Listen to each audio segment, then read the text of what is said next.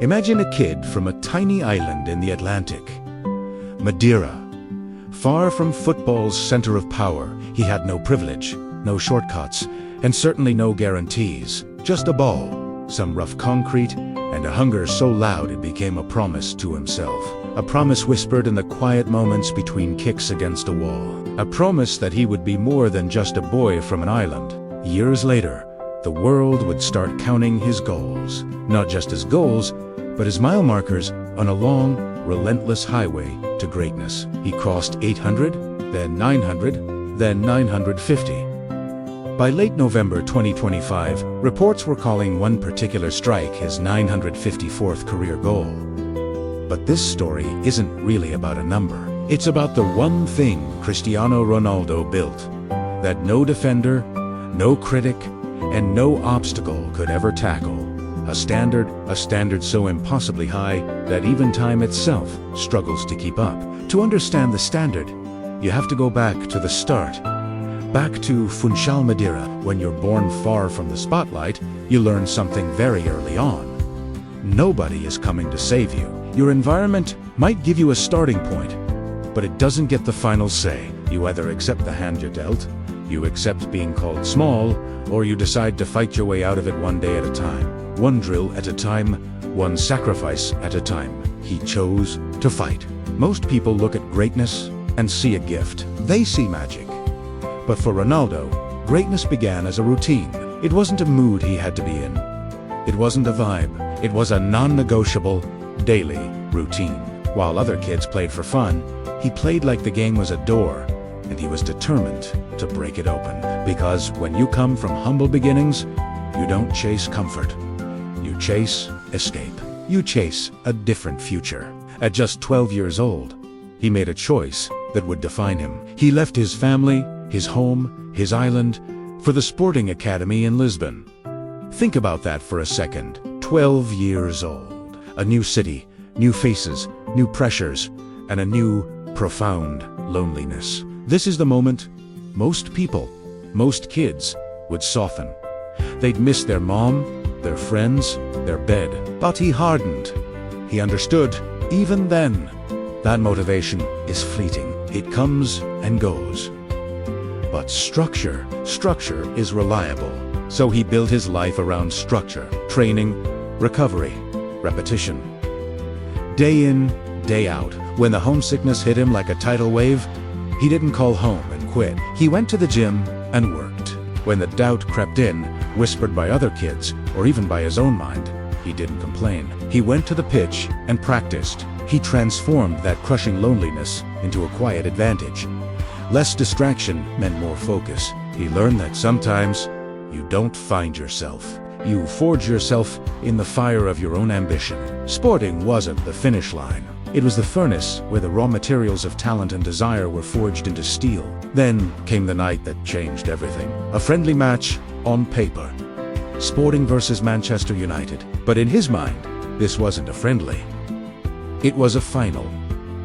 His final. He didn't play to impress. He played like his entire future depended on it. Because, in his mind, it did. The legendary Sir Alex Ferguson and the United players saw it all: the blistering speed, the fearless confidence, the sheer audacity of this teenager. And just like that, the door he'd been banging on finally swung open. From Lisbon to Manchester. From a kid with potential to a young man carrying the weight of pressure, the lesson here is brutal and simple. Your big moment won't send you a calendar invite. You have to be ready anyway. Now, picture the jump. A teenager in a new country, a new language, a league famous for its hard tackles, and a media famous for its loud critics. People ask the classic question. Sure, he's skillful, but is he effective? Is he a team player? He was all flash, they said. All step-overs and no substance, so he did what most people won't do. He listened to the criticism not as an insult, but as a tattoo list. He refused to stay incomplete.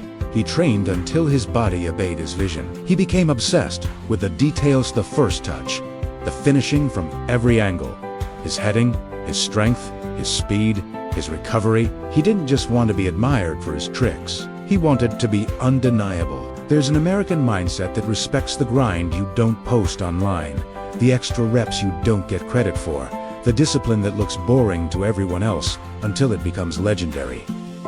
Ronaldo embodied that. He was building evidence, because confidence isn't a personality trait you're born with. Confidence is proof. If you want unshakable confidence, you need to build a stack of unshakable receipts. Every extra hour was another receipt. Then came Real Madrid, the biggest stage in world football, with the heaviest expectations. At a club like Real, nobody cares what you did last season. The only question that matters is, what can you do for us tonight? This is the environment where many stars break, because that level of pressure doesn't just demand talent, it demands identity. And Ronaldo's identity wasn't gifted. It was disciplined. He didn't just train to win games. He trained to win moments. Those tense Champions League nights. The knockout rounds, the final minutes of a tied game when the air gets heavy and the entire world holds its breath. That's when his standard, forged in private, showed up in public, cold, sharp, and brutally prepared. The public sees the iconic celebration. They see the trophy lifts. They don't see the ice baths on a cold Tuesday night. They don't see the strict sleep schedule, the meticulous diet. They don't see the thousands of extra shots taken when the stadium is dark and empty. But that's where legends are truly built, in the unseen, unglamorous, private hours. Pressure doesn't crush you. It simply introduces you to the world. After conquering Spain, he did something few would dare. He left for Italy, for a new league known for its tactical defending, a new language, a new culture. And he proved something profound. Greatness isn't a location, it's a mindset. Winners don't need perfect conditions to thrive. They create them. He adapted his game, he evolved his style, and he kept scoring. Reinvention isn't a fallback plan for when things go wrong. For the greatest, it's a power move. Later, he returned to Manchester United, older, smarter, and still just as demanding of himself and others. But life doesn't always give you a clean, Hollywood script. Sometimes the chapter ends with noise and disappointment. And this is where the story becomes universally relatable. You won't always control how things end, but you always control how you carry yourself through the ending. Mature people don't beg for a seat at a table where they're no longer wanted. They go and build a new one. So he moved on again, choosing his next chapter instead of clinging to the past. Then came the move to Al-Nassr in Saudi Arabia. New continent, new spotlight, and a chorus of new doubters. Is he finally done? They asked. Is this just a comfortable retirement? But here's the thing. When your core identity is disciplined, your location doesn't matter.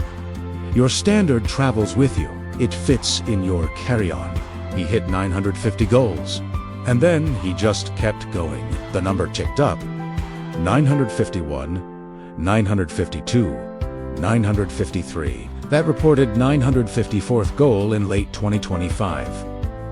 The math becomes beautifully simple. 1,000 minus 954 is 46. That's not a fantasy, it's a countdown.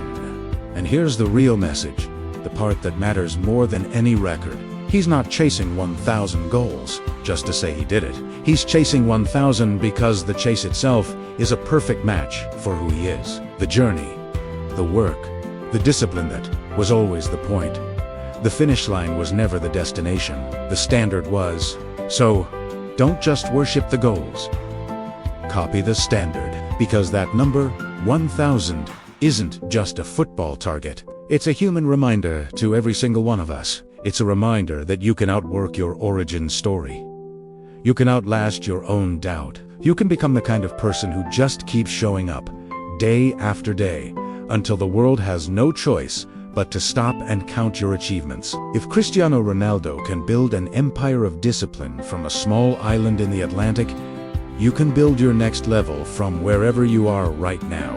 Now, close this video and go do the work.